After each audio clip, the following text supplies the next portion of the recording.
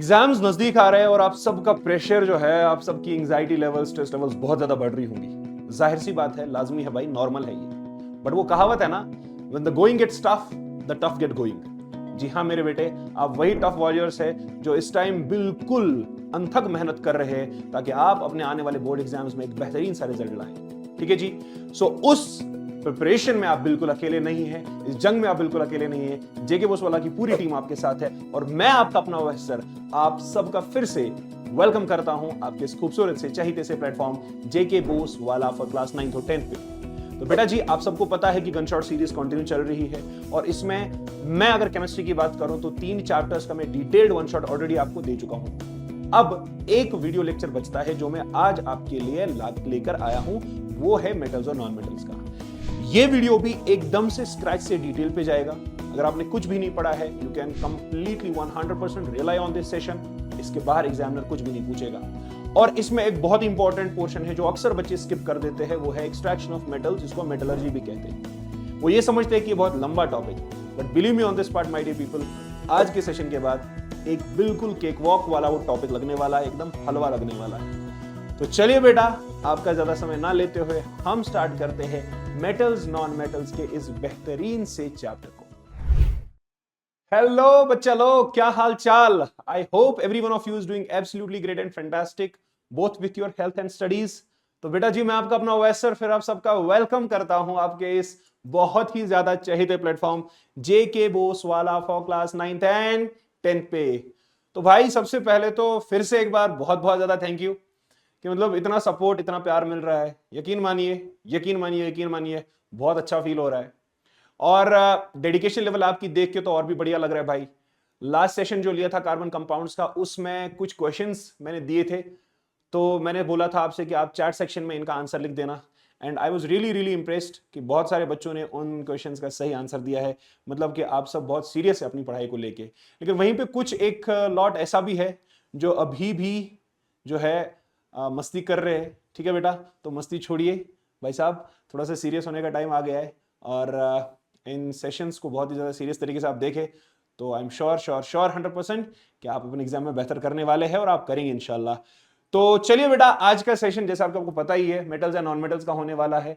और ये खूबसूरत सा सेशन जो है बिल्कुल डिटेल होने वाला है। अगर आप कुछ नहीं पढ़े आज तक, घबराने की कोई बात नहीं है, मैं आपको यहां से यहां लेके जाऊंगा, ये आपसे प्रॉमिस है। ठीक है जी।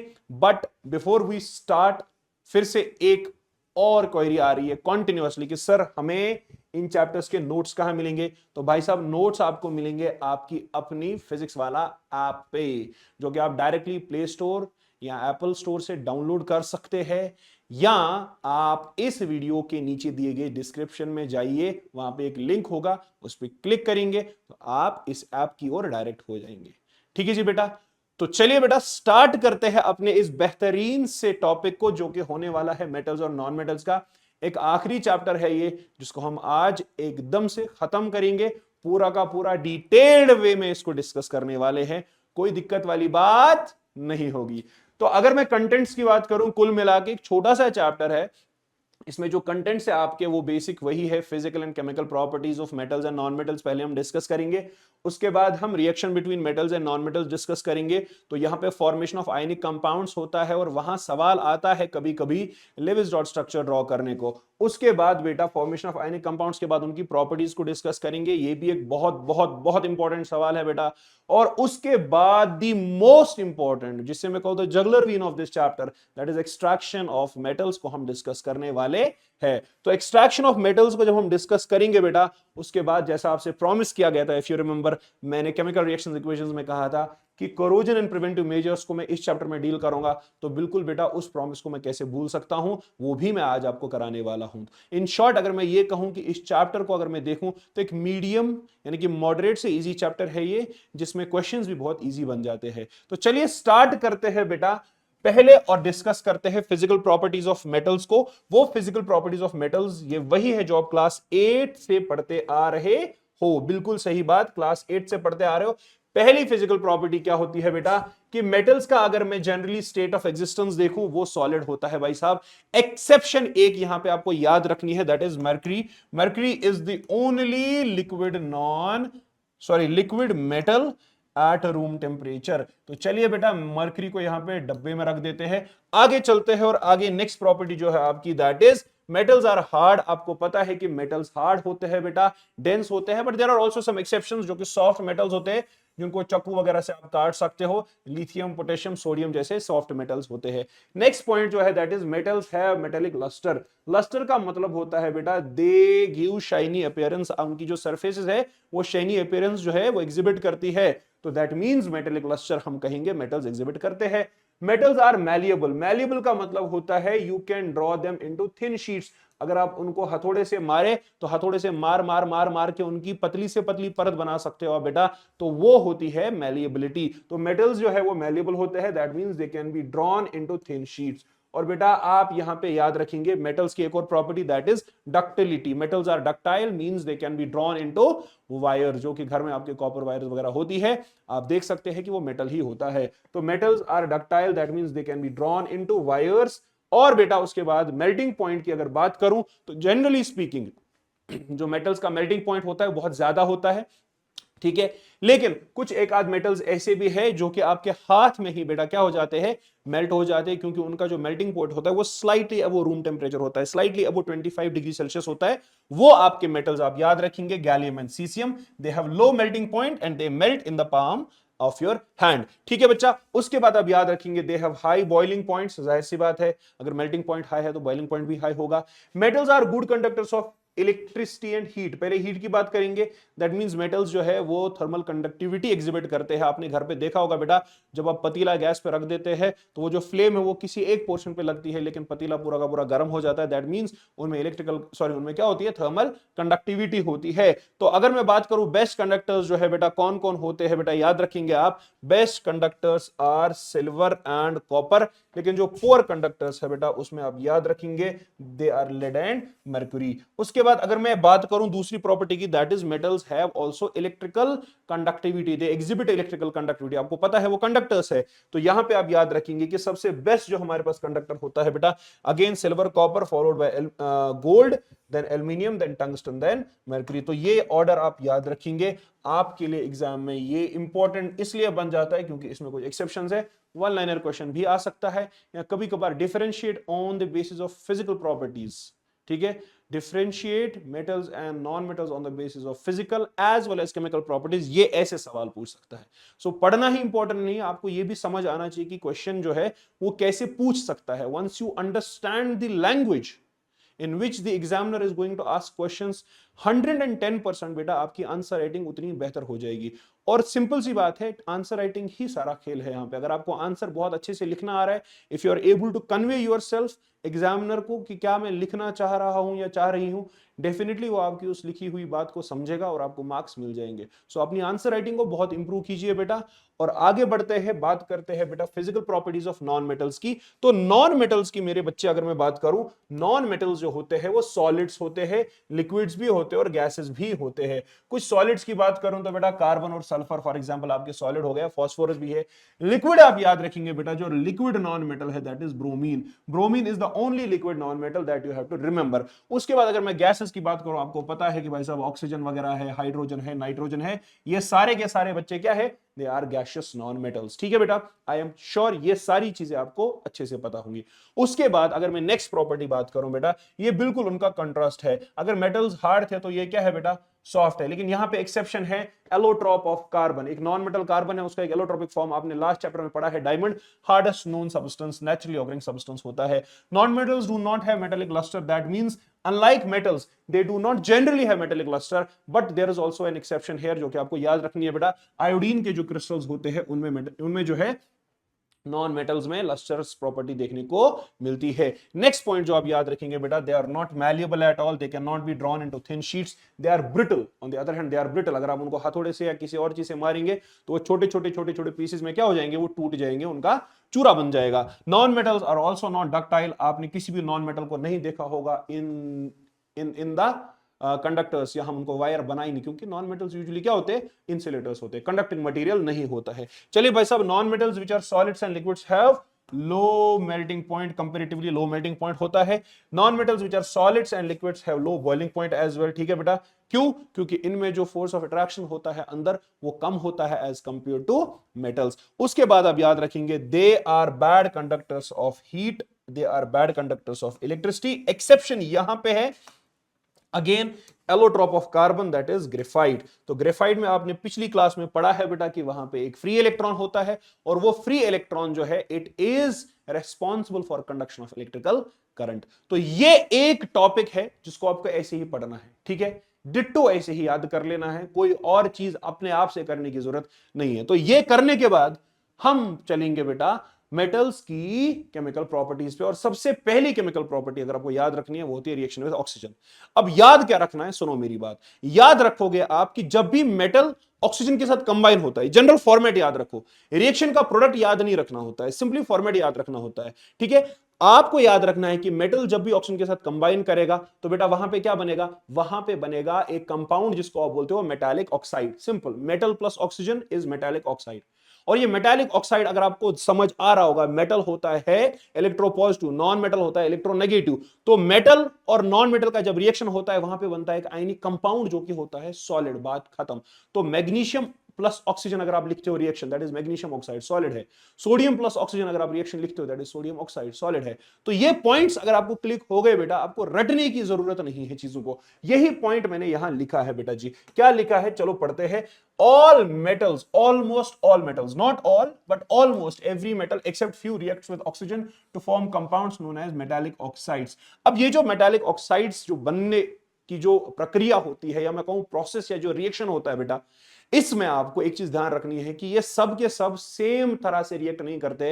इनमें intensity of reaction, vigour of reaction differ होता है डिपेंडिंग कि आप किस मेटल की बात कर रहे हो, जो कि आप हायर क्लासेस में इंशाल्लाह पढ़ने वाले हो। तो आपको सिंपली मैं बताऊं कि vigour of the reaction depends on the chemical reactivity of metal, और chemical reactivity of metal depend करता है the ease with which metal can lose electron. Lose क्यों करेगा? क्योंकि इलेक्ट्रो पॉजिटिव है भाई साहब, उसका काम ही है लूज करना। सो द ईज, किस आसानी से आपका मेटल इलेक्ट्रॉन को लूज कर सकता है बच्चे मेरे, और वो इलेक्ट्रॉन फिर ऑक्सीजन एक्सेप्ट करेगा।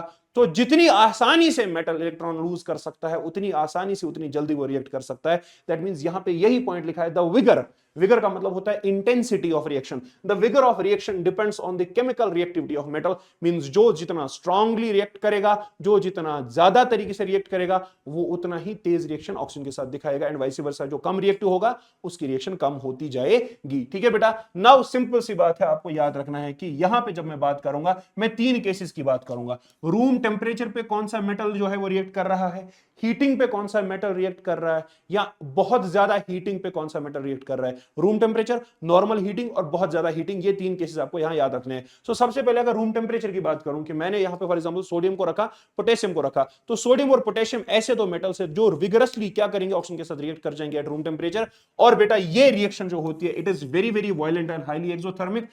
तो इसी वजह से आपको यहां पे एक सवाल भी पूछा जाता है, why are sodium and potassium metal stored in kerosene oil. तो इसका सिंपल सिंपल सा आंसर आप यही लिख सकते हैं, because in air there is presence of moisture and they react vigorously with it बेटा। और ये रिएक्शन बहुत वायलेंट होती है, विगरस होती है, हाईली एक्सोथर्मिक होती है, जिसकी वजह से एक्सीडेंटल फायर्स होने का खतरा होता है। ये सब आपको पता होना चाहिए। तो चलिए भाई साहब, इसका आप मुझे क्या करना है, इसका रिएक्शन लिखना है मुझे। सिंपल सी बात है, जब भी मैं यहां लिख रहा हूं मेटल प्लस ऑक्सीजन का रिएक्शन, ये फॉर्मेट आपको याद रखना है। Metal plus oxygen gives metal oxide. क्या देता है बेटा? Metal oxide.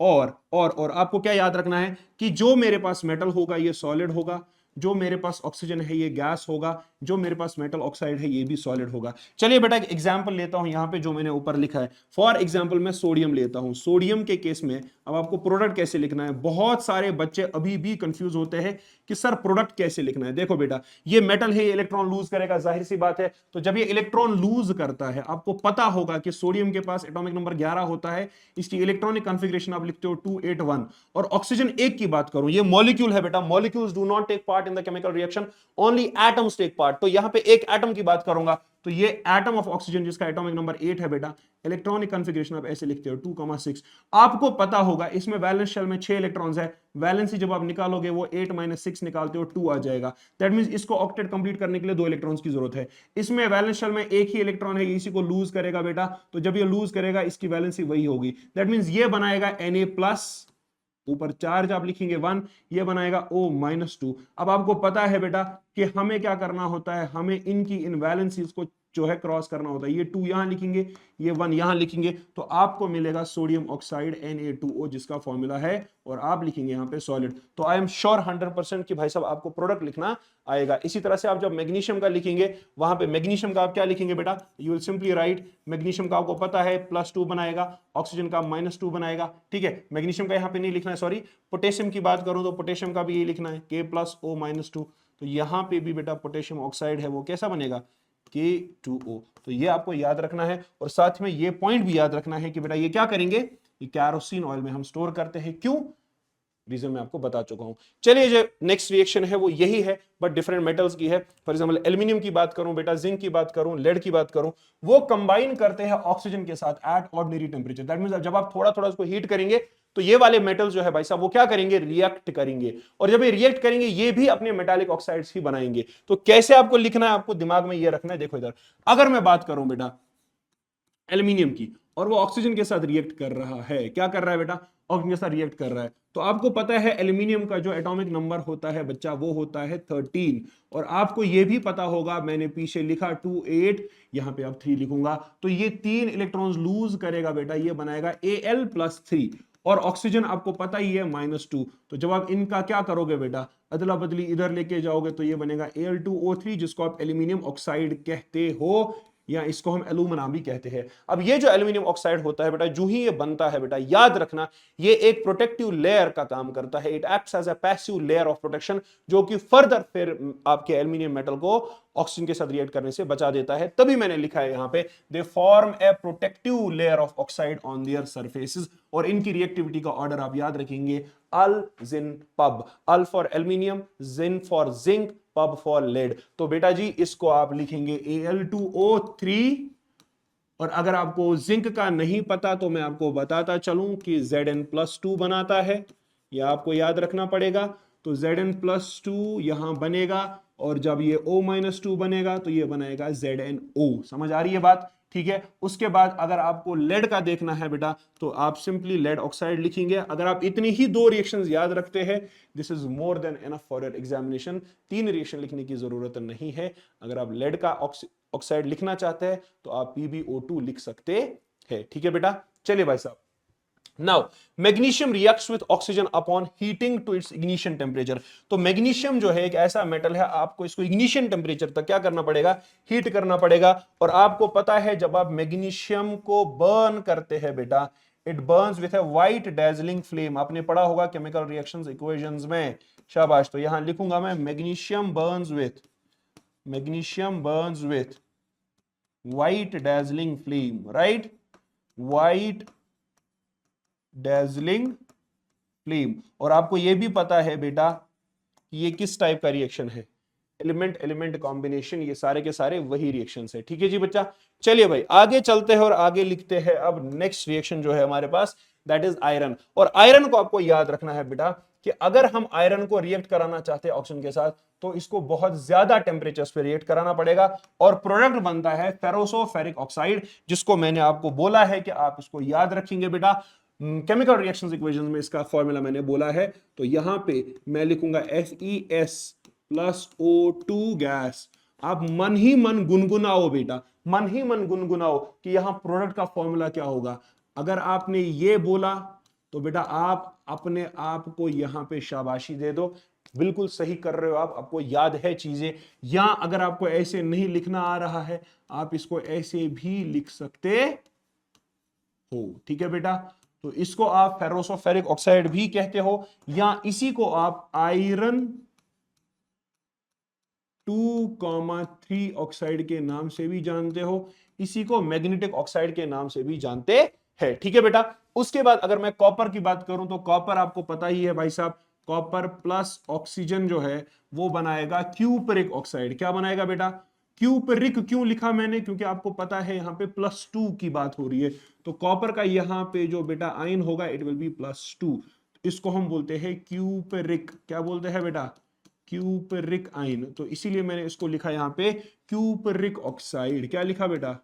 और ये जो क्यूपरिक ऑक्साइड होता है आपको याद रखना है, it is a black layer. कैसी होती है बेटा? ये एक ब्लैक लेयर होती है जो कि कॉपर के यूटेंसिल्स वगैरह पे जम जाती है। उसके बाद जो मेटल्स होते हैं बिल्कुल एकदम ढीठ मेटल्स, कुछ बच्चों की तरह जो अभी भी बिल्कुल नहीं पढ़ रहे हैं बेटा, तो वो मेटल्स आपको याद रखने हैं। वो है आपका अग आउ पट। ठीक है, अग आउ पट। और अग आउ पट का पतला ही मतलब ही पता है आपको, this is your silver, this is your gold, this is your platinum. ठीक है भाई साहब, तो मेटल्स की रिएक्शंस विथ ऑक्सीजन आपका कंप्लीट हो जाता है, आपको ये याद रखना है बेटा। आगे चलते हैं, अगर मैं बात करूं इन मेटालिक ऑक्साइड्स के नेचर की, तो बेटा आपको याद रखना है बेटा कि जनरली जो है आपके metallic oxides, generally metallic oxides are, शाबाश, मेटालिक ऑक्साइड्स कैसे होते हैं बेटा? ये होते हैं बेसिक। क्या होते हैं? बेसिक। बेसिक का मतलब जब आप मेटल ऑक्साइड को वाटर में डिसॉल्व करोगे तो वहां पे एक बेस बनेगी। ठीक है बेटा, फॉर एग्जांपल अगर मैं बात करूं मैग्नीशियम ऑक्साइड प्लस H2O, तो यहां बनेगा MgOH होल ट्वाइस। क्या बनेगा बेटा? Magnesium hydroxide. तो ए यहां पे भाई साहब क्या दिखाता है? ये यहां पे दिखाता है basic nature of metallic oxide. लेकिन सारे के सारे मेटालिक ऑक्साइड सिर्फ बेसिक नहीं होते हैं, एसिडिक भी होते हैं। तो ऐसा मेटालिक ऑक्साइड जो दोनों के दोनों नेचर दिखाए बेटा, ठीक है, जिसके दो चेहरे हो, एसिडिक और बेसिक, ऐसे मेटालिक ऑक्साइड्स को हम बच्चे कहते हैं एम्फोटेरिक ऑक्साइड्स। क्या कहते हैं? Amphoteric oxides. तो एम्फोटेरिक ऑक्साइड्स बेटा वो वाले मेटालिक ऑक्साइड्स होते हैं जो both acidic as well as basic nature दिखाएंगे। तो मैं यहां लिखूंगा they exhibit both acidic and basic nature. ठीक है बेटा, they exhibit both acidic and basic nature. और यहां आपको एग्जाम्पल याद रखनी है बेटा, किसकी? यहां याद रखनी है आपको एग्जाम्पल किसकी? एम्फोटेरिक ऑक्साइड्स में अगर मैं बात करूं बेटा, एम्फोटेरिक ऑक्साइड्स में अगर मैं बात करूं तो यहां आपको याद रखना है, एक तो आपका ZnO है बेटा, दूसरा आपका Al2O3 है बेटा। और ये रिएक्शंस मैं आपको आगे दिखाने वाला हूं, एसिड के साथ भी बेस के साथ भी कौन कौन सा सॉल्ट बनेगा वहां पे, और साथ में ही ये रिएक्शन ऑलरेडी आप ऐसे कर भी चुके हो, बट फिर भी मैं आपको दिखाने वाला हूं आगे। चलिए बेटा, metals react with water to form metal oxides. अगर मैं बात करूं reaction of metals with water की, तो आपको क्या याद रखना है बच्चा? आपको याद रखना है ये metals react with water to form, या तो मेटल ऑक्साइड बनेगा या मेटल हाइड्रोक्साइड और हाइड्रोजन गैस बनेगी बेटा। ठीक है बेटा, समझ आ रही है बात? तो मेटल या तो आपका मेटल ऑक्साइड बना सकता है या मेटल हाइड्रोक्साइड और हाइड्रोजन गैस बना सकता है। अब ये जो वाटर के साथ रिएक्ट कर सकते हैं, यहां पे भी कंडीशंस हो सकती है, या तो कोल्ड वाटर के साथ, या तो हॉट वाटर के साथ, या बेटा एक्सट्रीम कंडीशंस में स्टीम के साथ रिएक्ट करेंगे। और कुछ लोग अगेन आपकी तरह जो अभी भी नहीं पढ़ रहे हैं, तो बेटा वो रिएक्ट ही नहीं करेंगे, चाहे आप उनको कितना भी वाज पढ़ो, उनको कितनी भी नसीहत करो, उनको तो भाई साहब मजा आ रहा है कमेंट सेक्शन में, चैट सेक्शन में एक दूसरे के साथ बकवास करने में, है ना? सही बात? ठीक है, तो अभी जो ये लेक्चर प्रीमियर हो रहा है और तुम कमेंट सेक्शन में जो भी वहां पे रायता फैला रहे हो, भाई साहब वक्त की कदर करो। ऐसा ना हो कि वक्त आके थप्पड़ लगाए, और वक्त का जो थप्पड़ होता है ना बेटा, वो बहुत खतरनाक होता है, उसमें आवाज बिल्कुल नहीं होती है, और जब वो लगता है तो एक बार इंसान गिर जाता है, वो उठ नहीं पाता। आप मेरे प्यारे बच्चे हो, मैं आप सबका बड़ा भाई हूं, मैं रिक्वेस्ट करता हूं कि प्लीज अपने अंदर एक सेंस इनकलकेट कीजिए, be very serious with your studies. ठीक है बेटा, मैं यहां पे खुद को प्रूव करने के लिए नहीं आया हूं, मैंने कितना अचीव किया है ये मेरा यहां पे होना ही बयान कर रहा है। ठीक है मेरे बेटे, तो आप जुड़िए, आपका काम है सिर्फ पढ़ना, पढ़िए बेटा, बाकी कोई दिक्कत वाली बात बिल्कुल नहीं है।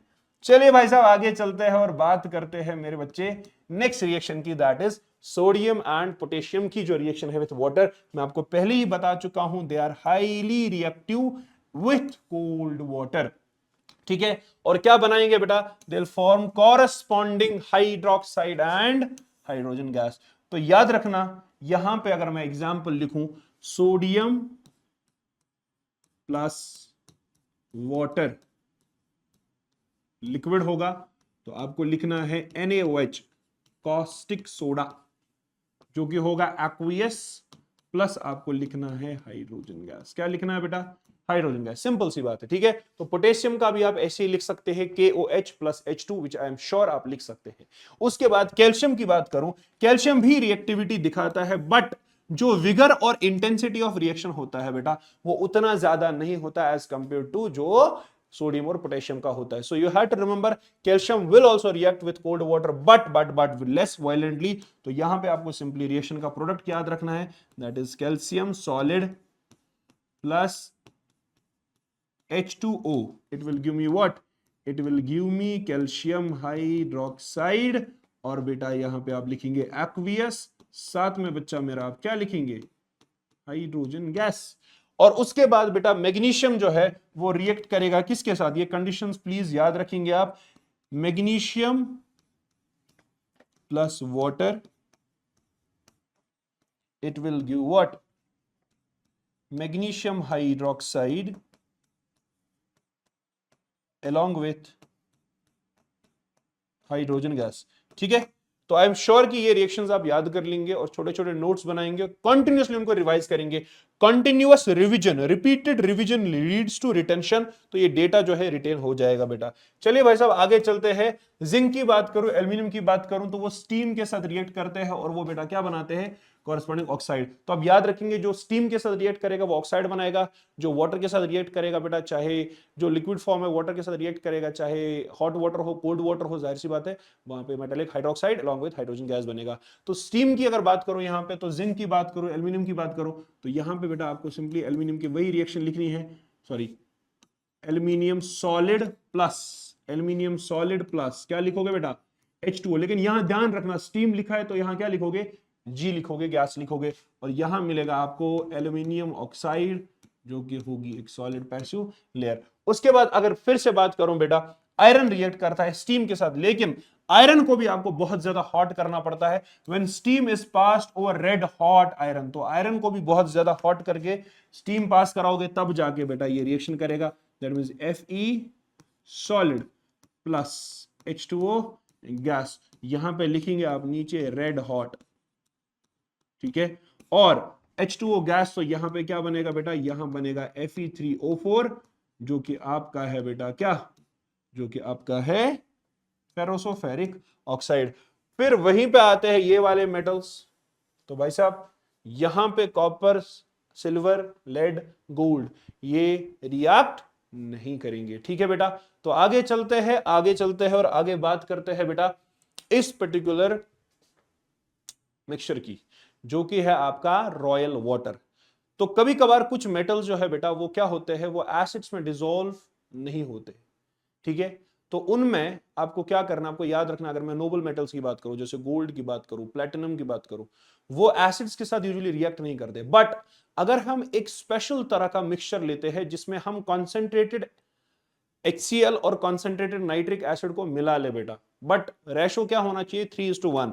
3:1 मतलब 3 पार्ट्स HCl 1 पार्ट HNO3 का मिक्सचर, उसको हम कहते हैं रॉयल वाटर, उसी को आप कहते हो एक्वा रीजिया। तो ये जो एक्वा रीजिया होता है बच्चे, ये एक हाईली कोरोसिव फ्यूमिंग लिक्विड होता है। हाईली कोरोसिव मतलब बहुत ज्यादा स्ट्रॉन्ग, फ्यूमिंग लिक्विड मतलब जहां से धुआं धुआं निकलता है, फ्यूम्स निकलते हैं, ठीक है बेटा। और ये क्या होता है, ये बहुत ही ज्यादा स्ट्रॉन्ग होता है, और बेटा ये डिसॉल्व कर सकता है गोल्ड और प्लैटिनम को भी। कैसे, ध्यान से सुनना, जब भी मैं 1 part HNO3 plus 3 parts HCl का रिएक्शन कराऊंगा बेटा, जहां पे मुझे डिसॉल्व करना होता है वहीं पे मैं इसको रिएक्शन कराता हूं, वहीं पे मैं ये बना देता हूं, वहीं पे मैं इसका रिएक्शन कराता हूं। इसको हम इन सीटू प्रिपरेशन कहते हैं, where it is needed in the process. तो यहां पे मैं HNO3 प्लस HCl को क्या करूंगा, रिएक्ट, यहां पे बनते हैं ये 3 चीजें। ये NOCl कहलाता है, नाइट्रोसाइल क्लोराइड, आप याद रखेंगे सिर्फ, NOCl is known as nitrosyl chloride, एक कंपाउंड बनता है, ठीक है बेटा। उसके बाद वाटर बनता है, और उसके बाद यहां पे एक चीज बनती है जो जरूरी है मुझे, ताकि मैं किसको डिसॉल्व कराऊं, मैं metals like gold and platinum को, वो होता है ये क्लोरीन एटम जो आपको दिख रहा है। This is not Cl2 molecule, this is 2Cl, मतलब दो क्लोरीन के एटम्स है। और आपको पता है क्लोरीन एटम जो है बेटा वो अनस्टेबल होता है, इसको हम कहते हैं नेसेंट क्लोरीन। क्या कहते हैं? Nascent chlorine. तो यहां पे मैं लिखूंगा बेटा नेसेंट क्लोरीन। नेसेंट का मतलब होता है highly reactive chlorine, highly reactive, ठीक है, हाईली रिएक्टिव। तो ये हाईली रिएक्टिव क्लोरीन जो है अपना ऑक्टेट कंप्लीट करेगा और बेटा ये इनके साथ रिएक्ट करता है और इनके कॉरेस्पॉन्डिंग क्लोराइड्स बनाता है। तो जब इसने कंपाउंड बनाया मतलब अब कोई और चीज बन गई भाई, ये डिसॉल्व हो गया। तो यहां पे बनता है auric chloride, AuCl3, this is known as auric chloride. क्यों लिखा मैंने ऑरिक? गोल्ड जो होता है बेटा, ये गोल्ड दो आप याद रखेंगे, दो कैटाइंस गोल्ड के, +1 +3, इसको बोलते हैं ऑरस, इसको बोलते हैं ऑरिक। ठीक है बेटा, तो ये आप याद रखेंगे। उसके बाद ये तो प्लैटिनम 4 क्लोराइड हो गया, इसका भी मैं नाम यहां पे लिख देता हूं, प्लैटिनम ब्रैकेट में 4, फिर लिखूंगा यहां पे मैं क्लोराइड। इसको आप गोल्ड 3 क्लोराइड भी लिख सकते हो, या मोस्टली इंपॉर्टेंट जो आप नाम लिखेंगे दैट इज ऑरिक क्लोराइड, आप याद रखेंगे। ठीक है बेटा, चलिए अब बात करते हैं reaction of metals with salt solutions. तो ये रिएक्शन जो है भाई साहब, ये आप कर चुके हो मेटल मेटल डिस्प्लेसमेंट रिएक्शन में। तो यहां पे होगा क्या बेटा, यहां पे high reactive metal, high reactive metal जो है बेटा वो क्या करता है, it displaces, displaces less reactive metal. क्या करेगा? Less reactive metal from its salt solution. बात खत्म, फ्रॉम इट्स सॉल्ट सॉल्यूशन। तो इसमें आपको जरूरत पड़ती है किसकी बेटा, इसमें आपको जरूरत पड़ती है मेटल रिएक्टिविटी सीरीज की। जो भी हाई रिएक्टिव मेटल होगा वो अपने लेस रिएक्टिव मेटल को डिस्प्लेस करेगा। एग्जाम्पल मैं यहां पे ले सकता हूं बेटा, एग्जाम्पल में ले सकता हूं, for example if I am suppose to react this zinc का मैं रिएक्शन कराऊंगा बेटा किसके साथ, FeSO4 के साथ। ठीक है, FeSO4 के साथ जब ये रिएक्ट करेगा तो बेटा यहां पे आपको पता है ये बनाएगा ZnSO4 एक्वियस, और साथ में बेटा यहां पे क्या आएगा, Fe विल बी डिस्प्लेस्ड। ठीक है, तो ये आपको याद रखना है, ये कुछ रिएक्शंस है जो आपको मेटल मेटल रिएक्टिविटी सीरीज को फॉलो करके ही लिखनी आएंगी। ठीक है, ठीक है, तो चलो मैं यहां पे आपके लिए रिएक्शंस लिख देता हूं, आप उनका प्रोडक्ट जो है वो आप अपने चार्ट बॉक्स में लिखेंगे। तो सबसे पहले मैं लिखूंगा Mg प्लस, Mg प्लस, क्या ये रिएक्शन होगा बेटा? अगर होगा तो प्रोडक्ट लिख दो, विच इज पॉसिबल। ठीक है, नंबर सेकंड आप लिखेंगे यहां पे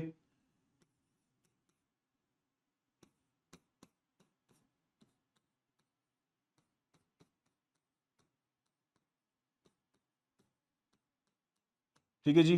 नंबर थर्ड बेटा आपके लिए मैं लिख रहा हूं यहां पे,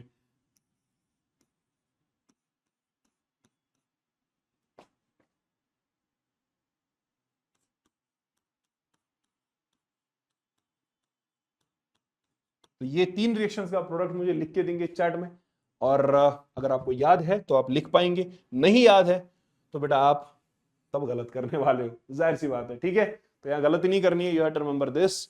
और आगे चलते हैं, आगे बात करते हैं chemical properties of non metals की। तो नॉन मेटल्स में सबसे पहली प्रॉपर्टी जो आपको याद रखनी है that is reaction of non metals with oxygen. तो यहां पे बेटा बनेगा non metallic oxide, formation of non metallic oxide, formation of non metallic oxide. तो formation of non metallic oxide जब हो जाएगा, इन नॉन मेटालिक ऑक्साइड्स का नेचर याद रखो बेटा, जनरली क्या होते हैं, एसिडिक, फिर आर न्यूट्रल। तो हमको न्यूट्रल से कोई मतलब नहीं है, हमको एसिडिक नॉन मेटालिक ऑक्साइड ही आगे देखने पड़ेंगे। एग्जाम्पल के तौर पे sulphur plus oxygen gas, it will give me sulphur dioxide, ये गैस है। ठीक है, ये भी क्या है, सॉलिड है भाई। ये क्या मिलेगा, नाइट्रोजन प्लस O2।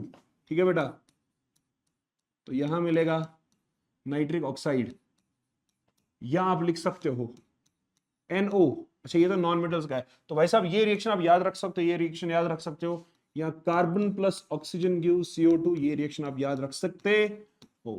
तो ये कुछ रिएक्शंस है नॉन मेटल्स की विथ ऑक्सीजन, या आप रिएक्शंस याद रखोगे और इन प्रोडक्ट्स को भी आप याद रखोगे, एग्जाम में लिखोगे तो आपके मार्क्स बिल्कुल आ जाएंगे।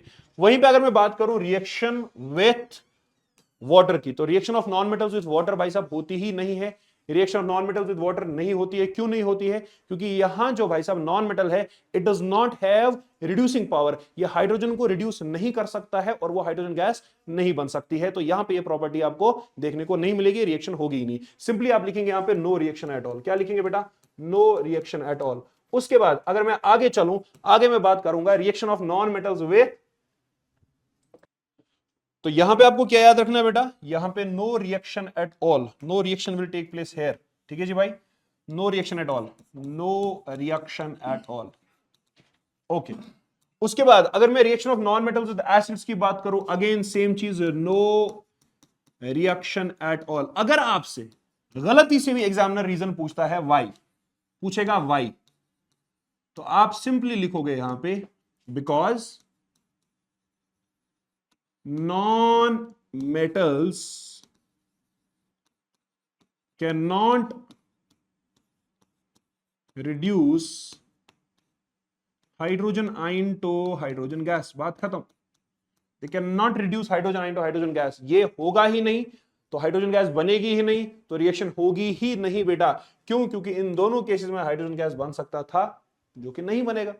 अगर मेटल्स के केस में देखो तो बनता है, नॉन मेटल्स के केस में नहीं बनेगा। Reaction of non metal with salt solutions, तो यहां पे क्या है बेटा? High reactive non metal, high reactive non metal displaces less reactive non metal, less reactive non metal. कहां से? From its salt solution, from its salt solution. ठीक है बेटा, तो आपको मैंने केमिकल रिएक्शंस इक्वेशंस में यहां पे एक सीरीज याद रखने को बोली थी। मैंने कहा था fluorine greater than chlorine greater than bromine greater than iodine. तो अगर मैं यहां पे एग्जांपल ले लूं, फॉर एग्जांपल मैं क्लोरीन गैस को पास करा रहा हूं through aqueous solution of sodium bromide, तो सोडियम ब्रोमाइड के एक्वियस सॉल्यूशन के थ्रू अगर मैं क्लोरीन गैस पास कराऊंगा बेटा, और इस रिएक्टिविटी ऑर्डर से आप देख सकते हो chlorine is more reactive than bromine, तो इसको डिस्प्लेस करेगा, यहां पे एक नया सॉल्ट बनेगा दैट इज NaCl, और बेटा साथ में क्या रिलीज हो जाएगा? यहां पे बराबर ब्रोमीन बनेगा भाई साहब, Br2, जिसका फॉर्मूला लिखते हो। ठीक है, तो ये सिंपल सी चीजें अगर आप याद रखोगे बेटा, इस चैप्टर को आप अच्छे से क्या कर सकते हो? प्रिपेयर कर सकते हो। अब नेक्स्ट जो है यहां पे, ऐसे मैंने कहा था पूछ सकता है differentiate between metals and non metals, तो ये वही चीजें हैं यहां पे मैंने सम अप करी है। इनको आप प्लीज पढ़ लीजिए एक बारी, पढ़ने के बाद इनको बार बार रिवाइज करिए ताकि ये रिटेन हो जाए।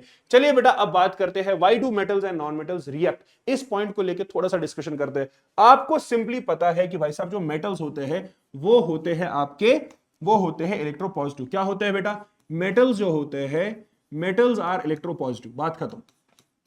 इलेक्ट्रोपॉजिटिव का मतलब क्या होता है बेटा? Tendency to lose electrons. क्या होते हैं बेटे? Tendency to lose electrons. ठीक है, टेंडेंसी टू लूज इलेक्ट्रॉन्स।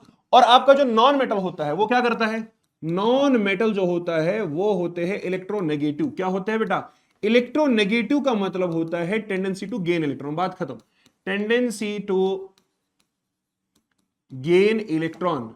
तो एक अमीर एक गरीब, बेटा अमीर दान करेगा, गरीब लेगा, और यहां पे दोस्ती हो जाती है, which is very unlikely possible आजकल की सोसाइटी में। तो यहां पे क्या हो गया? अमीर ने दिया, गरीब ने लिया, मेटल अमीर, नॉन मेटल गरीब, और दोनों क्या हो गए बेटा? स्टेबल हो गए। क्यों? क्योंकि इन दोनों का ऑक्टेट कंप्लीट हो जाता है in this process of complete transfer of electron. और जो ही ये रिएक्ट कर जाते हैं बेटा, तो सवाल है वाई, सवाल है वाई। वाई का जवाब सिंपली है to acquire stability, to acquire stability. इसका मैं आपको यहां पे एक एग्जाम्पल के थ्रू यहां पे थोड़ा सा एक्सप्लेनेशन देना चाहूंगा। आप सबने पढ़ा होगा सोडियम क्लोराइड के बारे में। ये सोडियम क्लोराइड एक आयनिक कंपाउंड है। ये बनता कैसे है? जब सोडियम जो है वो इलेक्ट्रॉन लूज करता है, यही इलेक्ट्रॉन आपका क्लोरीन जो है वो गेन करता है और क्लोराइड बनाएगा। जो ही ये आयंस बने बेटा, ये आइंस एक दूसरे को क्या करते हैं, they will start attracting each other by strong electrostatic force, electrostatic force.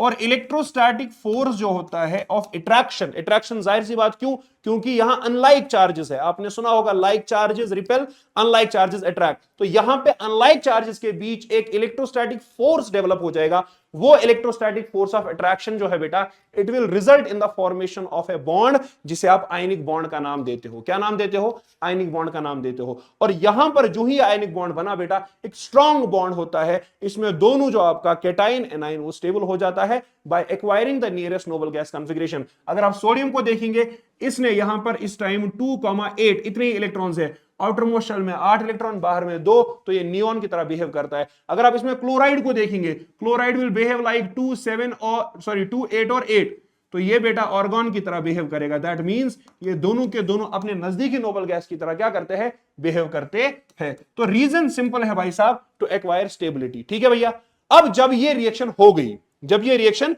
हो गई, तो रिएक्शन होने के बाद यहां पे क्या होता है, ये मैं आपको बता चुका हूं, this I have already told you. Reaction होने के बाद यहां पे क्या होता है बेटा, formation of ionic compounds takes place.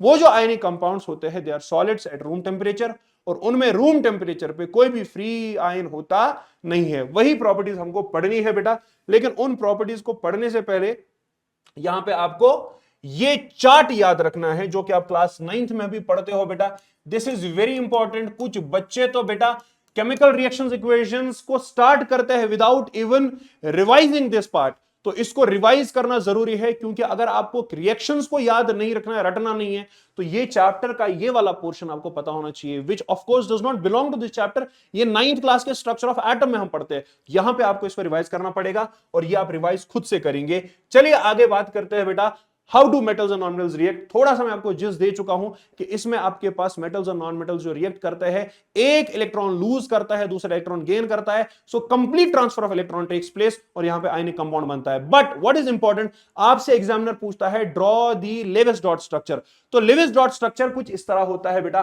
For example ये मैग्नीशियम है, मैग्नीशियम के अंदर वाले शेल में 2 इलेक्ट्रॉन्स, बाहर वाले में 8, उसके बाद वाले में 8 फिर 2, तो ये जो 2 वैलेंस इलेक्ट्रॉन्स है बेटा मैग्नीशियम के पास, ये मैग्नीशियम इन दोनों को क्या करेगा, लूज करेगा। और सामने कौन है, ऑक्सीजन। ऑक्सीजन की वैलेंसी भी क्या है, अगर आप देख सकते हो यहां पे टेबल से, ऑक्सीजन इज हियर, तो इसकी वैलेंसी भी 2 है। तो मैग्नीशियम ने बेटा 2 इलेक्ट्रॉन्स को लूज किया, मैग्नीशियम ने 2 इलेक्ट्रॉन्स को लूज किया, इसने गेन किया, इसके ऊपर +2 आ गया, इसके ऊपर -2 आ गया, तो यहां मैग्नीशियम ऑक्साइड बनेगा। और मैग्नीशियम ऑक्साइड बनते ही ये मैग्नीशियम के दोनों ऑक्सीजन एटम्स इलेक्ट्रॉन्स एक ही ऑप्शन लेगा, और आप इसको ऐसे दिखाते हो बाय एन एरो। ठीक है बेटा। और उसके बाद जो ही ये हुआ, ये आप एरो के बाद आप लिखेंगे मैग्नीशियम के ऊपर +2, ऑक्सीजन के ऊपर -2, ये आपको ड्रॉ करना आना चाहिए। इसी तरह से अगर मैं फॉर एग्जांपल कैल्शियम की बात करूं, कैल्शियम क्या करेगा बेटा, कैल्शियम के पास इलेक्ट्रॉन जो है वो 2 है वैलेंस शेल में, तो ये दोनों को लूज करेगा। बट अगर सामने क्लोरीन खड़ा है, क्लोरीन की वैलेंसी एक ही है, तो बेटा क्लोरीन के साथ दोस्ती करने के लिए यहां 2 क्लोरीन का होना जरूरी है, क्योंकि एक क्लोरीन के पास कैपेसिटी है एक ही इलेक्ट्रॉन लेने की, तो एक इधर जाएगा एक इधर जाएगा, और जो ही इलेक्ट्रॉन्स लूज हो गए, ये बनाएगा Ca+2, और यहां बनेगा बेटा Cl-, जिसको आप ऐसे भी लिख सकते हो 2 टाइम्स Cl-1, यहां आप ऐसे भी लिख सकते हो, ऐसे भी लिख सकते हो। तो आपकी मर्जी है, जिस भी तरह से आप लिखे, चाहे ऐसे लिखे ऐसे लिखे। लेविस डॉट स्ट्रक्चर का फॉर्मेशन अगर आपसे पूछता है, फॉर्मेशन ऑफ आयनिक कंपाउंड अगर आपसे पूछता है, तो आप इस एलडीएस को ड्रॉ करेंगे, that is Lewis dot structure को ड्रॉ करेंगे, और इस पे आप प्रैक्टिस जरूर करेंगे, क्योंकि एक सवाल तो आता ही है। वहीं पे कुछ एक और एग्जांपल्स है लिथियम ऑक्साइड की। ठीक है बेटा, तो Li+1 जाएगा, और यहां पे बेटा क्या होगा, ऑक्सीजन के ऊपर -2 जाएगा। दैट मींस लिथियम अगर एक ही इलेक्ट्रॉन दे रहा है, तो हमें 2 लिथियम चाहिए, तभी आप फॉर्मूला में लिखते हो Li2O। दैट मींस इस पर्टिकुलर कंपाउंड में मेरे पास लिथियम कितने होने चाहिए, 2, so that each will supply 1 electron which become 2, जो एक ऑक्सीजन के पास जाके कंपाउंड बनाएंगे। समझ आ रही होगी बात, 100% श्योर अबाउट दैट थिंग। चलिए भैया, अब बात करते हैं general properties of ionic compound. ये सवाल लिख के ले लो, एग्जाम में आएगा, general properties of ionic compounds. और मेरी गट फीलिंग कह रही है कि ये टेबल एनसीईआरटी का जो है बेटा, यहां से भी आप इन 5 कंपाउंड्स का मेल्टिंग पॉइंट, बॉइलिंग पॉइंट याद करके जाओ। कभी कभार कार्बन कंपाउंड्स में से पूछता है, इथेनॉल इथेनोइक एसिड का मेल्टिंग पॉइंट, बॉइलिंग पॉइंट। कभी कभार यहां से भी, यहां से आज तक नहीं पूछा है, पर पता नहीं ऐसा इंट्यूशन क्यों आ रहा है कि यहां से पूछ सकता है। तो चलो भाई, फिजिकल नेचर की मैंने बात की, आयनिक कंपाउंड्स जनरली सॉलिड्स होते हैं और समवट हार्ड भी होते हैं। क्यों? क्योंकि इनमें स्ट्रॉन्ग फोर्स ऑफ अट्रैक्शन होता है between positive and negative ions. These compounds are generally brittle and they break into pieces when pressure is applied। तो ये पॉइंट आपको याद रखना है। Number next point, melting and boiling point जो है बेटा वो बहुत ज्यादा होता है, which you can see from this table. क्यों? Because of the strong nature of forces of attraction which exist between them, that is electrostatic force of attraction. तो high melting point, high boiling point, they are strong, they are solids at room temperature, they are brittle in nature. Solubility की अगर बात करूं, ये ionic compounds polar compounds होते हैं and like dissolves, like वाली line आपको याद होनी चाहिए। दैट मींस ये बेटा सिर्फ और सिर्फ पोलर सॉल्वेंट्स लाइक वाटर में ही डिसॉल्व हो जाएंगे। That means they will be soluble in water but they will not be soluble in solvents like benzene, kerosene, petrol, ether, carbon tetrachloride etcetera etcetera. तो यहां पे सॉल्युबिलिटी की बात भी होगी। कंडक्शन ऑफ इलेक्ट्रिसिटी, अब जिस बच्चे को समझ आ रहा होगा, जिसको पता है कि कंडक्शन ऑफ इलेक्ट्रिसिटी के लिए हमें 1,00,000 1 करोड़ बार बताया गया है there should be presence of free ions, तो उसको समझ में आएगा कि हां फ्री आयंस दो ही केसेस में हो सकते हैं। या तो अगर मैं इसको पोलर सॉल्वेंट में डिसॉल्व कराऊं वाटर में, वहां पे कैटाइन और एनाइन फ्री हो जाएगा, डिसोसिएट हो जाएगा, और फिर उस पर्टिकुलर सॉल्यूशन जिसको आप इलेक्ट्रोलाइटिक सॉल्यूशन कहते हो उसमें से अगर इलेक्ट्रिक करंट जो है पास कर रहा हूं तो वो पास हो जाएगी। सेकंड केस इज अगर मैं डायरेक्टली सॉलिड को हीट करता हूं या करती हूं और इसको लिक्विड फॉर्म में कन्वर्ट करती हूं, तो that hot liquid is known as molten form. तो इसको मोल्टन फॉर्म में भी आप बोल सकते हो ये कंडक्ट कर सकता है, या बेटा ये इन इट्स एक्वियस सॉल्यूशन भी कंडक्ट कर सकता है। यही लिखा है मैंने, जरा पढ़ते हैं। The conduction of electricity through a solution involves the movement of charged particles. A solution of an ionic compound in water contains ions, ठीक है, which move to the opposite electrodes when electricity is applied through the solution. Point number 1. Point number 2 आप याद रखेंगे, ionic compounds in the solid state do not conduct electricity because movement of ions in the solution is not possible. उसके बाद ये आपके molten state में भी conduct कर सकते हैं क्योंकि इलेक्ट्रोस्टैटिक फोर्स ऑफ अट्रैक्शन जो है बेटा वो क्या हो जाता है, वो ओवरकम हो जाता है। It is being overcome by application of heat. तो ये पॉइंट क्रिस्टल क्लियर हो गया होगा और आप एग्जाम में ऐसे ही लिखेंगे, 100% ऐसे ही लिखेंगे आप। चलिए बेटा इस डिस्कशन को आगे लेके चलते हैं। अब बात करते हैं बेटा एक इंपॉर्टेंट टॉपिक की जो कि आपका आता है एक्सट्रैक्शन ऑफ मेटल्स, और ये लास्ट टॉपिक रहने वाला है आपके इस चैप्टर का। ठीक है, तो अब मैं बात करने वाला हूं बेटा किसकी, मेटलर्जी जिसको आप बोलते हो, that means extraction of metals की। ठीक है, तो उसके लिए आपको एक चीज पहले समझनी है, आपको सीखना है ये रिएक्टिविटी सीरीज के बारे में कुछ चीजें मैं यहां डिस्कस करने वाला हूं।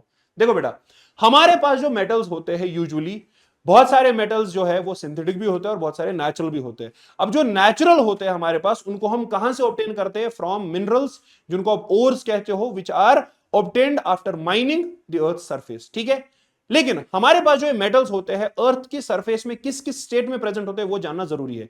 तो अगर मैं बात करूं यहां पे इस मेटल रिएक्टिविटी सीरीज में जो सबसे ज्यादा रिएक्टिव मेटल्स होता है, that means metals lying at the top of reactivity series, वो मेटल्स आपके आते हैं। फॉर एग्जांपल आपका potassium, sodium, calcium, magnesium, aluminium हो गया। ये बेटा जो है they are very very reactive, और ये मेटल्स जो है बेटा आपके कभी भी फ्री स्टेट में एग्जिस्ट नहीं करते, हमेशा कंबाइंड स्टेट में एग्जिस्ट करेंगे। उसके बाद ये वाले जो है बेटा ये भी आपके कंबाइंड स्टेट में एग्जिस्ट करते हैं। ये अच्छा, इनका कंबाइंड स्टेट यूजुअली होता है हैलाइड फॉर्म। ठीक है, इनका कंबाइंड स्टेट जो होता है दैट इज कार्बोनेट और सल्फाइड फॉर्म। और यहां पे बेटा यहां पे हमारे को कुछ metals in the lower of the reactivity series या तो कंबाइंड स्टेट में भी मिल सकते हैं या तो फ्री स्टेट में भी मिल सकते हैं। तो ये पॉइंट को हम आगे याद रखेंगे और इसी को यूटिलाइज करने वाले हैं। लेकिन उससे पहले एक छोटी सी बात यहां पे बात करूं, वो है कौन कौन सा मेटल जो है बेटा अबंडेंट है अर्थ क्रस्ट में। सो मोस्ट अबंडेंट मेटल जो है अर्थ क्रस्ट में ये वन लाइनर्स है, that is aluminium 70%, second most of iron याद रखेंगे, बाकी सब ट्रेसेस में है, इनको याद रखने की जरूरत नहीं है। उसके बाद कुछ डेफिनेशंस है बेटा मिनरल। मिनरल क्या होता है, substances obtained from earth's surface, right, by the process of mining, by the process of mining। ये सिंपल सी बात आप याद रखेंगे, by the process of mining। ठीक है, उसके बाद और क्या होता है, that mineral from which metal can be profitably and conveniently extracted। ठीक है, तो वो minerals, that mineral from which a metal can be profitably and conveniently extracted, बात खत्म। ठीक है बेटा, उसे हम ओर का नाम देते हैं। तो यहां पे आप याद रखेंगे every ore is a mineral but vice versa is not true. हर एक मिनरल जो है वो ओर नहीं कहलाता है, but every ore is a mineral. उसके बाद ये जो ओर है बेटा, इस ओर में कुछ अनडिजॉल्व्ड मटेरियल्स होते हैं, कुछ अनवांटेड चीजें होती है जो हमें नहीं चाहिए होती है during the process of extraction. उसे हम गैंग का नाम देते हैं, उसे मैट्रिक्स का नाम देते हैं। तो यहां पे मैं लिखूंगा unwanted impurities, unwanted impurities present in the ore, present in the ore are known as gang or matrix, या is known as gang or matrix। ठीक है बेटा, is known as gang और इसको हम क्या कहते हैं, मैट्रिक्स का नाम देते हैं। चलो भाई साहब, अब कहानी की शुरुआत होती है यहां से। यहां पे हम कुछ ओर्स की बात करने वाले हैं। सबसे पहला ओर जो है वो है ऑक्साइड ओर। दैट मींस जब एक मेटल ऑक्सीजन के साथ कंबाइन होता है तो वो कंपाउंड कहलाता है ऑक्साइड ओर, और उसका नाम आपको याद रखना है। जिन जिन पे मैं टिक मार्क करने जा रहा हूं वो आप याद रखेंगे। अगर मैं पहले ऑक्साइड ओर्स की बात करूं तो एल्यूमिनियम के ऑक्साइड ओर का नाम होता है बॉक्साइट, और इसका फॉर्मूला आपको याद रखना है Al2O3.2 times H2O। So aluminium oxide बाइहाइड्रेट, ये एक हाइड्रेटेड ओर होता है एल्यूमिनियम का, जिसको आप बॉक्साइट के नाम से जानते हो, ये आपको याद रखना है बेटा। कॉपर के ऑक्साइड ओर की बात करूं तो उसका नाम होता है cuprite, it is simply this. अगर मैं आयरन की बात करूं, आयरन में हमारे पास दो इंपॉर्टेंट ऑक्साइड ओर्स होते हैं, एक को आप कहते हो मैग्नेटाइट, दूसरे को आप क्या कहते हो, हेमेटाइट। अगर मैं मैग्नेटाइट की बात करूं, this is also known as ferric oxide. क्या है ये बेटा, फेरिक ऑक्साइड, और ये होता है ferrosoferric. What is it, ferrosoferric oxide, जिसको आप आयरन 2,3 ऑक्साइड भी कहते हो। अगर मैं सल्फाइड ओर्स की बात करूं बेटा, सल्फाइड में आपको याद रखना है, ये वाला इंपॉर्टेंट है। कॉपर ग्लांस का फॉर्मूला क्या होता है, जिंक ब्लेंड का फॉर्मूला क्या होता है, गैलिना का फॉर्मूला क्या होता है, और सिनेबर का फॉर्मूला क्या होता है, ये पूछा जाता है एग्जाम में। तो अगर मैं बात करूं कॉपर की, कॉपर ग्लांस का फॉर्मूला होता है Cu2S बेटा। अगर मैं बात करूं जिंक की, जिंक का हमारे पास जो सल्फाइड ओर होता है दैट इज जिंक ब्लेंड, और उसका फॉर्मूला होता है ZnS, जिंक सल्फाइड। अगर मैं लेड की बात करूं, लेड का जो फॉर्मूला होता है वो होता है PbS, उसको हम कहते हैं गैलिना। अगर मैं बात करूं मर्क्यूरी की, मर्क्यूरस सल्फाइड, दैट इज बेटा व्हाट, HgS, जिसको आप सिनेबर के नाम से जानते हो। ठीक है, तो ये याद रखना है, these are very very important. एक तो ये इंपॉर्टेंट है, ये भी इंपॉर्टेंट है, ये भी इंपॉर्टेंट है, ये भी इंपॉर्टेंट है, ये दो भी है और ये दो भी है। तो उसके बाद बेटा कुछ कार्बोनेट ओर्स है जो मैं चाहूंगा आप याद रखिए। लाइमस्टोन आपको पता ही है कैल्शियम कार्बोनेट कहलाता है। कैलामाइन जो है जिंक कार्बोनेट को हम कहते हैं, ये भी आप याद रखेंगे। उसके बाद रॉक सॉल्ट तो पता ही है, बाकी कुछ याद रखने की जरूरत नहीं है, यहां तक आप इसको याद करेंगे। ठीक है बेटा, चलिए भैया आगे चलते हैं, आगे चलते हैं और आगे बात करते हैं एक्सट्रैक्शन ऑफ मेटल्स की। तो हमारे पास जो एक्सट्रैक्शन ऑफ मेटल्स होता है बेटा, उसमें हमारे पास जो रोड मैप रहता है, एक्सट्रैक्शन ऑफ मेटल का मतलब क्या होता है। पहले एक्सट्रैक्शन ऑफ मेटल उस सारी प्रोसेस को कहते हैं जहां से हम ओर से लेकर रिफाइंड मेटल की बात करते हैं। That means obtaining a pure or refined metal from its ore, that entire process which involves physical as well as chemical methods of refining या सेपरेशन या प्यूरिफिकेशन, तो उन सारे के सारे मेथड्स को हम कहते हैं बेटा मेटलर्जी, और उसी प्रोसेस को एक्सट्रैक्शन ऑफ मेटल का नाम देते हैं। तो सबसे पहले हम बात करते हैं बेटा, हमारे पास होता है ओर। अब ओर जो है, ओर तीन तरह के होते हैं, metals of high reactivity, metals of low reactivity, metals of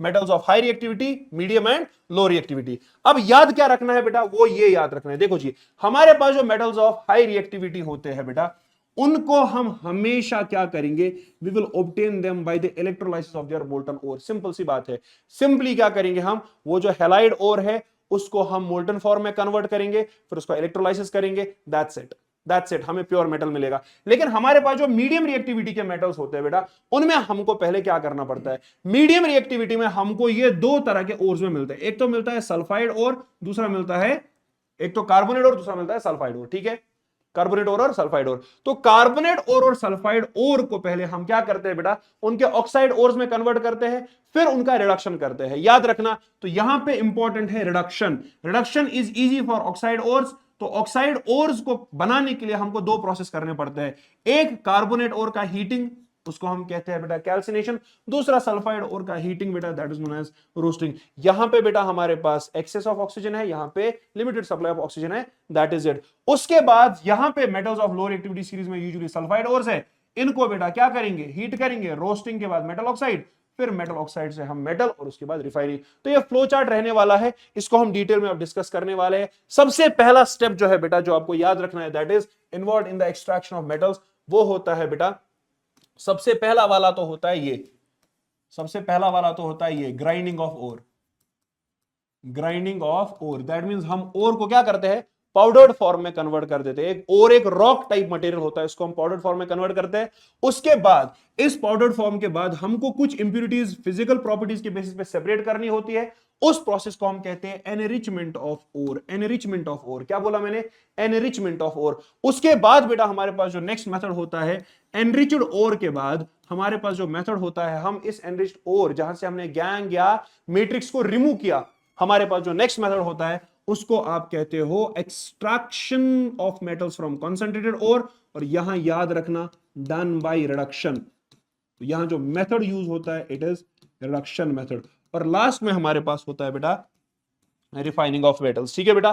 तो अब अगर मैं कंसंट्रेशन ऑफ ओर की बात करूं, कंसंट्रेशन ऑफ ओर में हमारे पास जो प्रोसेस होता है, इसमें simply it is the process जिसमें क्या करेंगे आप, अनवांटेड मटेरियल को रिमूव करेंगे। और ये अनवांटेड मटेरियल जो है, इसको आप तीन तरीके से रिमूव करेंगे। एक को आप कहते हो हाइड्रोलिक वॉशिंग, दूसरे को आप कहते हो बेटा मैग्नेटिक सेपरेशन, और तीसरा होता है आपका फ्रॉथ फ्लोटेशन प्रोसेस। ठीक है। तो यहां पे मैंने लिखा है, इसके और भी दो नाम है, कंसंट्रेशन ड्रेसिंग या बेनिफेक्शन ऑफ ओर।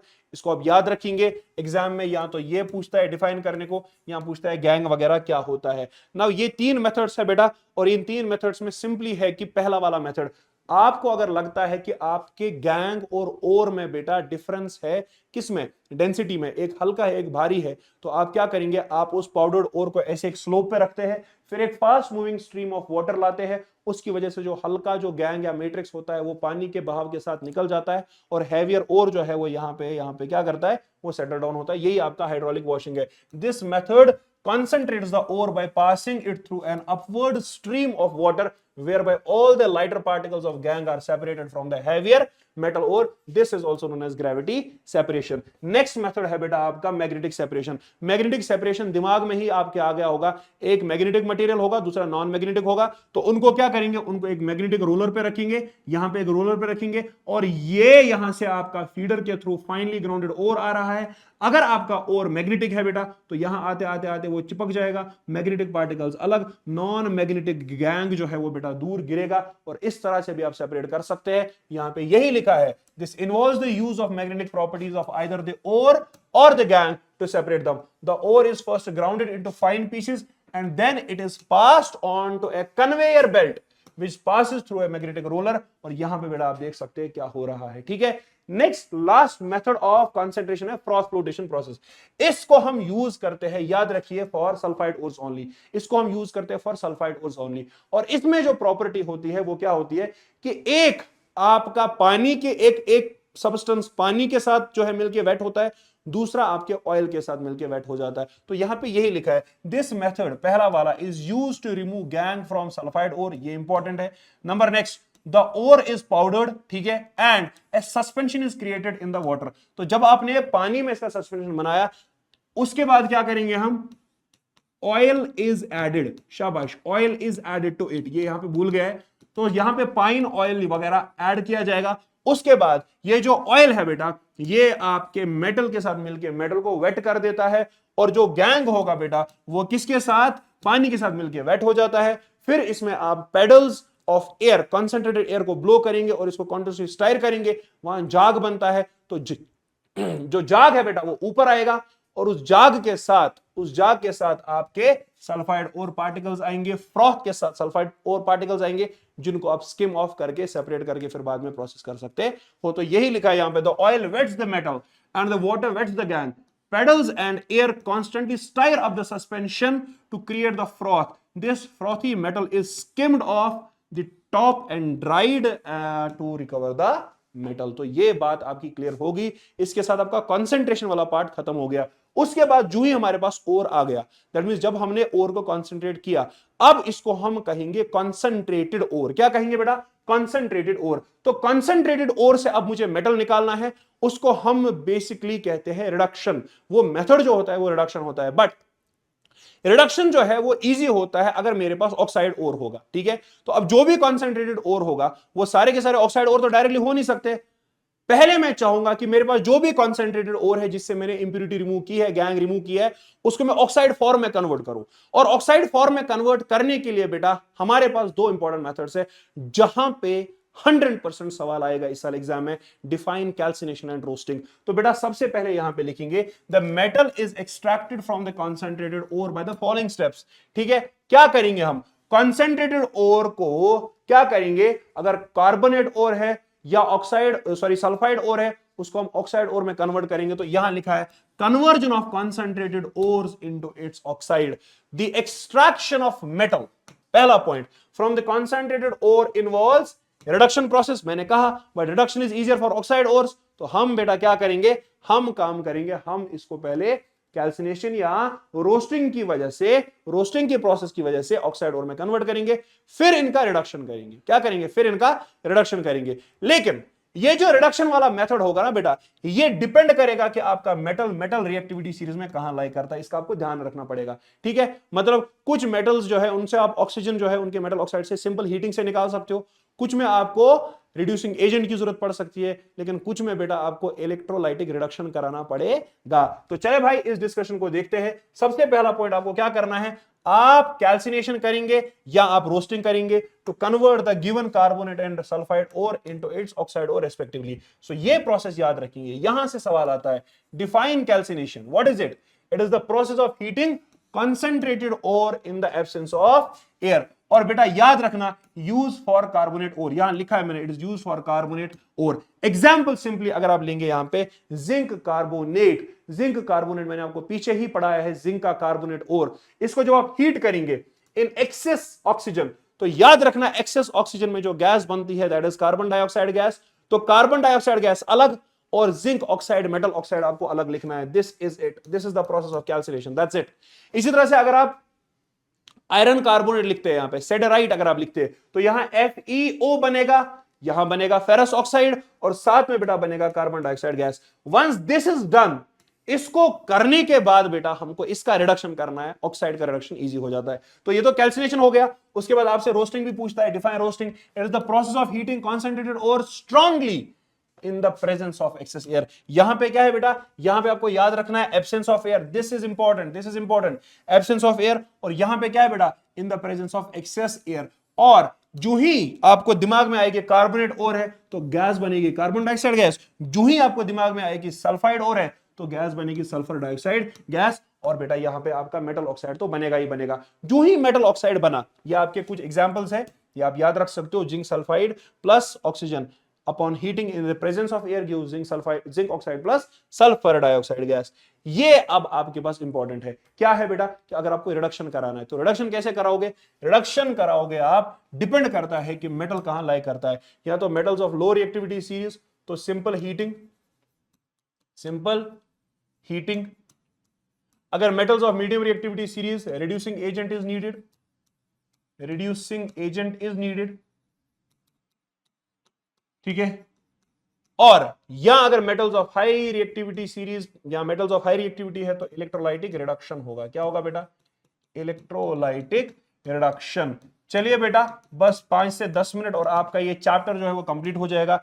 इस पॉइंट को सीखते हैं। अगर metals of low reactivity series है बेटा, फॉर एग्जांपल मर्क्यूरी है, तो मर्क्यूरी का पहले आप क्या करेंगे? जाहिर सी बात है सल्फाइड ओर है, मैंने कहा है कि पहले रोस्टिंग करेंगे। रोस्टिंग करते ही आपके पास ये आपका मेटेलिक ऑक्साइड बन गया। इस मेटेलिक ऑक्साइड को सिंपली हीट करेंगे, ये हाइट, ये आपका जो है मर्क्यूरी अलग हो जाएगा और आपका जो ऑक्सीजन है वो अलग। मर्क्यूरी किस में है बेटा? लिक्विड स्टेट में होगा, आपको याद रखना है। उसके बाद फॉर एग्जांपल आपके पास कॉपर सल्फाइड है, पहले इसको भी, ये भी सल्फाइड ओर है, इसका क्या करेंगे? रोस्टिंग करेंगे, मुझे क्या मिला? Copper oxide. फिर कॉपर ऑक्साइड को हीट करेंगे बेटा, हीट करने पे मुझे कॉपर अलग मिलेगा। That is metals of low reactivity series can be reduced, reduction है ना, रिमूवल ऑफ ऑक्सीजन, रिडक्शन ही है ना, can be reduced by simple heating. तो खत्म बात, एक पॉइंट खत्म। उसके बाद अगर metals of medium reactivity series है, that means that lie in the middle of the reactivity series. ये इंपॉर्टेंट है, यहां सवाल कहां से था मैं बताऊंगा। यहां पे आपको जरूरत पड़ सकती है बेटा एक रिड्यूसिंग एजेंट की। अब ये रिड्यूसिंग एजेंट यूजुअली हम यूज करते हैं या तो कार्बन, याद रखना मेरी बात, या तो कार्बन या जो मेटल ऑक्साइड में मेटल होगा उससे कोई ज्यादा रिएक्टिव मेटल भी हम यूज कर सकते हैं एज ए रिड्यूसिंग एजेंट। ठीक है बेटा, क्या बोला मैंने, here carbon can be used as a reducing agent number 1, और अगर कार्बन नहीं तो any other metal can be used as a reducing agent which is more stronger than the metal, वो जो प्रेजेंट होगा किसमें, मेटेलिक ऑक्साइड में। इसकी एग्जांपल आपको अभी मिलने वाली है इन द थर्माइट रिएक्शन बेटा। तो याद रखेंगे यहां पे आयरन, जिंक एंड लेड, कुछ एग्जांपल्स है यहां पे, these are usually present in the form of sulphide और कार्बोनेट ओर्स। ठीक है, तो सबसे पहले बेटा इनका क्या करेंगे आप, इनका आप कन्वर्जन इनटू ऑक्साइड और करेंगे, जो मैं आपको बता चुका हूं। दस before reduction the metal sulphide and carbonates must be converted into oxide. जो ही वो हो गया कैल्सिनेशन और रोस्टिंग जो ही हो गया, उसके बाद ये जो मेटल ऑक्साइड होगा मॉडरेटली रिएक्टिव मेटल का, इसको आप सिंपल हीटिंग से रिड्यूस नहीं करोगे, you would need a reducing agent in this case. अब फॉर एग्जांपल अगर जिंक ऑक्साइड है, जिंक ऑक्साइड जो है, zinc belongs to the metal of reactivity series, तो इसको आप सिंपल हीटिंग से अलग नहीं कर सकते, तो जिंक ऑक्साइड के केस में बेटा आपको क्या करना है, you will have to use carbon as a reducing agent, और हीट करके आपका कार्बन मोनोऑक्साइड अलग और जिंक अलग। याद रखना बेटा इस प्रोसेस को हम कहते हैं smelting. When carbon is used as a reducing agent, this process is known as smelting. ये बहुत बार सवाल आ चुका है, what is smelting? Smelting is the reduction of metallic oxide by using carbon as a reducing agent. बात खत्म। ठीक है बेटा, उसके बाद ये तो एक हो गया।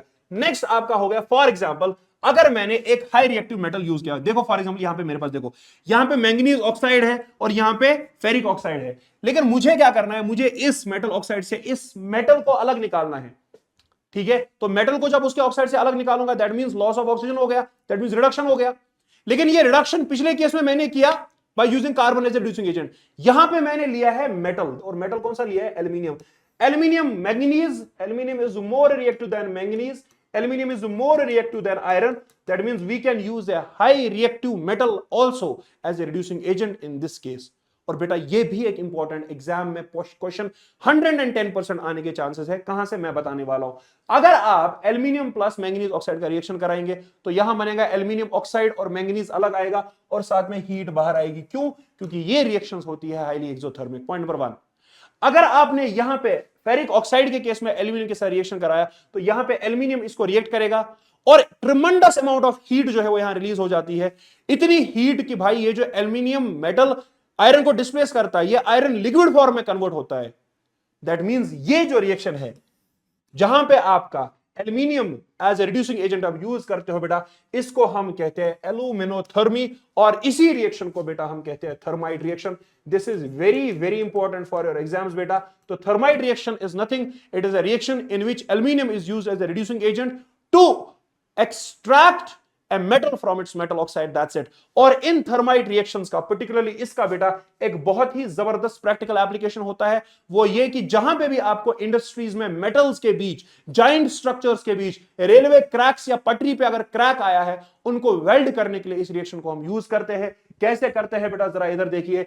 In the thermite reaction aluminium powder is mixed with metal oxide. ठीक है, रिएक्शन को इनिशिएट करने के लिए एल्यूमिनियम पाउडर को हमने रिएक्शन मिक्सचर के साथ क्या किया, मिक्स किया। उसके बाद बेटा हम मैग्नीशियम रिबन का एक पीस लाते हैं, उसको जलाते हैं, वो मैग्नीशियम रिबन के जलने के बाद ये रिएक्शन इनिशिएट हो जाती है और बेटा एल्यूमिनियम जो है वो रिड्यूस करेगा किसको, इस ऑक्साइड को, to give me the free metal. तो फ्री मेटल मुझे फॉर एग्जांपल मिला, for example iron. In the case of iron oxide, ध्यान से पढ़ना, iron is obtained in the molten form, तो ये पिघला हुआ आयरन जो है वो नीचे गिरता जाएगा। The mixture of iron 3 oxide and aluminium powder is known as thermite, इसीलिए इस रिएक्शन को हम थर्माइट रिएक्शन कहते हैं। उसके बाद आपको क्या करना है बेटा, अगर आपको कहीं पे ये वेल्डिंग करानी है तो ये मोल्टन आयरन आपको वहां पे जो है वो डाइवर्ट करना है, उसके बाद ये सॉलिडिफाई हो जाएगा, it will weld the 2 point. समझ आ रही है बात और क्लियर हो रही है बात? ठीक है, चलो नेक्स्ट पॉइंट, लास्ट पॉइंट जो है वो है metals of high reactivity series. Metals of high reactivity series में बेटा आपको क्या करना है, यूजुअली अगर मैं बात करूं हैलाइड ओर्स की बात करूं, फॉर एग्जांपल सोडियम का halide or that is sodium chloride. तो सोडियम हैलाइड जो है, सॉरी सोडियम क्लोराइड जो है बेटा, ये सॉलिड स्टेट में होगा, इसको आप पहले मोल्टन स्टेट में लेके जाएंगे, इसके फ्री आयंस जो है वो बन जाएंगे। उसके बाद आप इसको एक मोल्ट इलेक्ट्रोलाइटिक टैंक में लेंगे, इलेक्ट्रोलाइसिस जिसमें आप करते हैं, जैसे आपने इलेक्ट्रोलाइसिस ऑफ वाटर पढ़ा। अब आपको पता है वहां पे कैथोड होता है और एनोड होता है। अब एक पॉइंट याद रखना 12th क्लास की इलेक्ट्रोकेमिस्ट्री तक, वो पॉइंट क्या है, वो ये है कि जो भी हमारे पास सेल होती है उसमें जो दो टर्मिनल्स होते हैं, एक होता है एनोड, दूसरा होता है कैथोड। एनोड वो वाला टर्मिनल होता है भाई साहब जहां हमेशा होती है ऑक्सीडेशन, बात खत्म, ऑक्सीडेशन ऑकर्स, ऑक्सीडेशन। और कैथोड वो वाला टर्मिनल होता है जहां पे क्या होती है बेटा, रिडक्शन होती है। क्या होती है बेटा, अब आपको एक बात, एनोड का मतलब होता है, सॉरी ऑक्सीडेशन का एक और मतलब होता है, that is loss of electron. Oxidation का मतलब क्या होता है बेटा, लॉस ऑफ, अगर किसी चीज ने इलेक्ट्रॉन लूज किया उसको हम ऑक्सीडेशन कहेंगे। यहां पे आप याद रखेंगे गेन ऑफ इलेक्ट्रॉन, अगर किसी चीज ने इलेक्ट्रॉन गेन किया उसको हम रिडक्शन। अब होता क्या है देखो, जो ही आपके इलेक्ट्रोलाइसिस, जो ही आपका यहां पे फॉर एग्जांपल ये आपका पॉजिटिव टर्मिनल है, नेगेटिव टर्मिनल है, आपने इनको बैटरी से कनेक्ट करा है और इसमें आपका फॉर एग्जांपल NaCl गया, ठीक है। अब ये Na प्लस और Cl माइनस जो है बेटा, ये क्या करेंगे, Na होता है, देखो देखो देखो क्या होता है, सोडियम क्लोराइड फ्यूज्ड स्टेट में, सोडियम क्लोराइड फ्यूज्ड स्टेट में होगा, तो क्लोराइड बेसिकली एनोड पे जाएगा, क्लोराइड एनोड पे जाके बेटा क्या करेगा, ऑक्सीडेशन करेगा, it will form chlorine atoms और इलेक्ट्रॉन बाहर आएगा। ये इलेक्ट्रॉन सोडियम आयन जो फ्यूज्ड स्टेट में होगा उसको एक्सेप्ट करेगा और आपका सोडियम मेटल बन जाएगा, बात खत्म, ठीक है। तो ये मेटल जो है आपका, ये रिडक्शन हो गया ना, ये आपका कैथोड पे आ जाएगा। कहां बाहर आ जाता है बेटा, कैथोड पे। So metal is obtained at the cathode in case of electrolytic reduction. The metals that lie high in the reactivity series cannot be obtained from their compounds by reducing with carbon, ये बता दिया। For example sodium magnesium है बेटा, इनको हम extract कर सकते हैं by electrolysis of their molten salts using a suitable electrode, और ये मेथड जो है आपको कहलाता है इलेक्ट्रोलाइटिक रिडक्शन। अब लास्ट पॉइंट वो क्या है, इलेक्ट्रोलाइटिक रिफाइनिंग। यहां से भी सवाल आता है कि अब जितना भी हमने ये मेटल निकाला, ये मेटल निकालने के बाद क्या ये मेटल प्योर है, इम्प्योर है?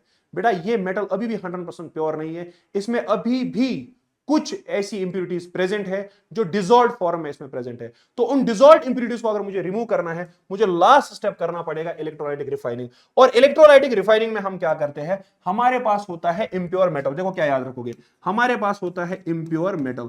ये इम्प्योर मेटल जो है इसको मुझे क्या करना है, प्यूरिफाई करना है। मुझे चाहिए प्योर मेटल। क्या चाहिए, प्योर मेटल। तो इलेक्ट्रोलाइटिक रिफाइनिंग में हम सिंपली देखो सेटअप क्या करते हैं, हम एक इलेक्ट्रोलाइटिक टैंक लेंगे।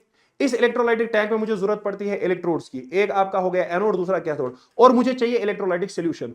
एनोड जो होगा आपका, याद रखना, वो बनेगा इंप्योर स्ट्रिप का। जो इंप्योर मेटल होता है वो एनोड बनाएगा।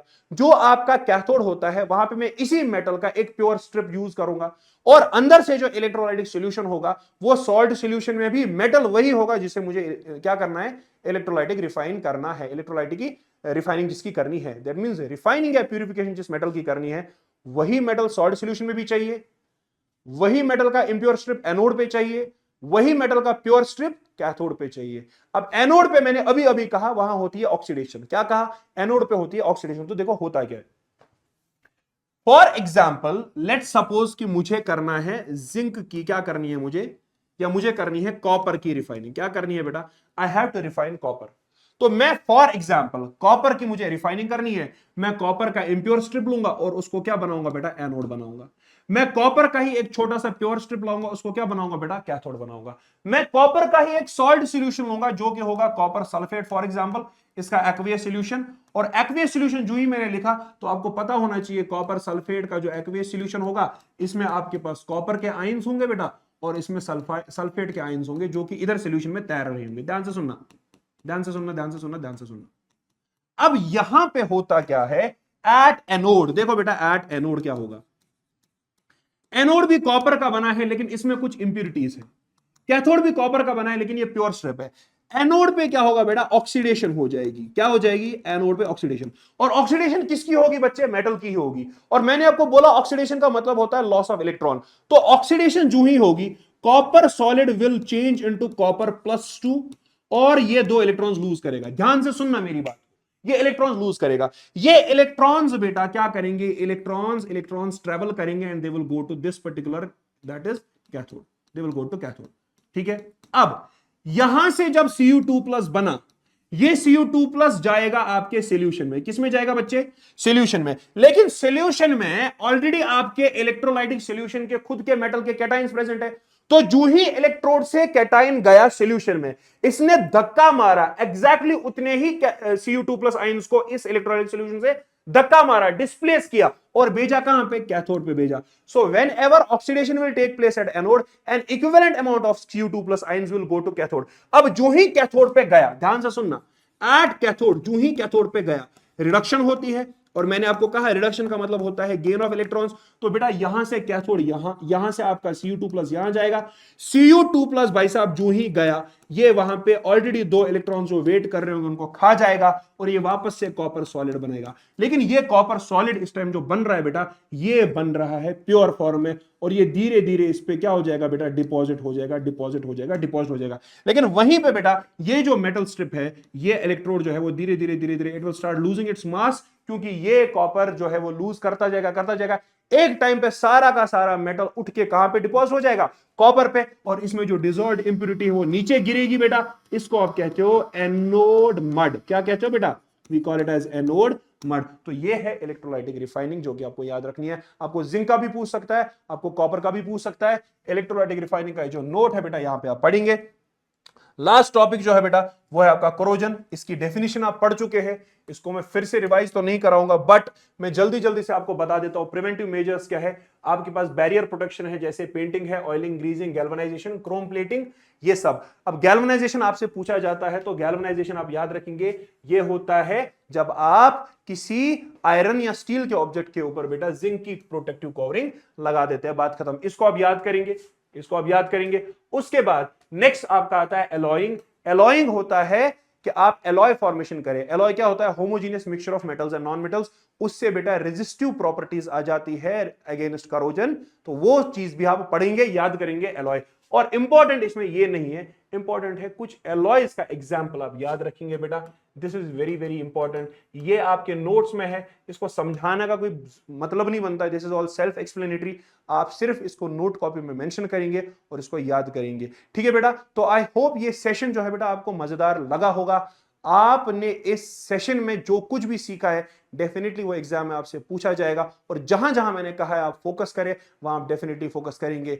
आपके साथ इस सेशन को यहीं पे बेटा यहीं पे एंड कर देते हैं, इस सेशन का जो है इख्तिताम करते हैं। लेकिन जाने से पहले मैं फिर से बताऊं कि अगर आपको कोई भी अपडेट चाहिए रिगार्डिंग द एग्जामिनेशन या कोई भी चीज इस चैनल पे ड्रॉप होने वाली है, तो उसके लिए आपको चैनल जो है यहां पे जुड़ना पड़ेगा इस क्यूआर कोड को स्कैन करके, जो कि टेलीग्राम और व्हाट्सएप का चैनल है।